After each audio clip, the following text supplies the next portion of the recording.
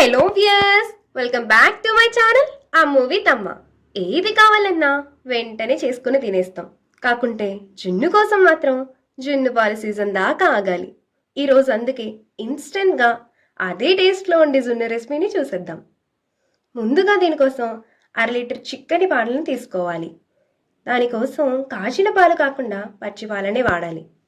1/2 litre పాలకి 150 గ్రాములు బెల్లం వేసి బెల్లాన్ని బాగా కరిగించుకోవాలి.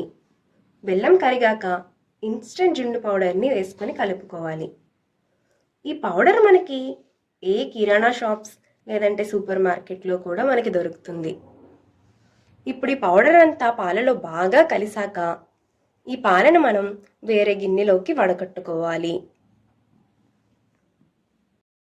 ఇప్పుడు మనం వడకట్టుకున్న మిశ్రమంలోకి 1/2 స్పూన్ మిరియాల పొడి, అలానే కొద్దిగా యాలకుల పొడి వేసి బాగా కలుపుకోవాలి. మనం ఈ మిశ్రమాన్ని కుక్కర్లో కానీ లేక ఇడ్లీ పాత్రలో కానీ ఉడికించుకోవాలి. ఇడ్లీ పాత్రలో ఇడ్లీ ఉడికించుకున్నలాగానే 1 గ్లాస్ నీరు పోసుకొని చిన్న మంట మీద పెట్టి 15 నిమిషాల పాటు ఉడికించుకోవాలి. ఈ జున్ను పర్ఫెక్ట్గా అయ్యిందో లేదో అనేది మనకి స్పూన్ లేక చాక్ సహాయంతో గుచ్చితే అంటుకోకుండా వస్తుంది అనగా జున్ను ఉడికిపోయినట్లే.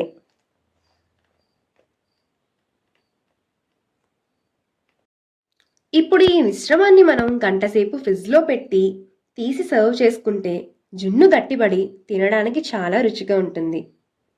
చెప్పిన విధంగా ట్రై చేసి చూడండి. అచ్చం జున్ను పాలతో చేసుకునే జున్నుల కంటే టేస్ట్ ఏమాత్రం తగ్గదు. తప్పకుండా ట్రై చేస్తారు కదూ. Thanks for watching. మరిన్ని మంచి రెసిపీస్ కోసం మన ఛానల్ని సబ్స్క్రైబ్ చేసుకోవడం అస్సలు మర్చిపోకండి.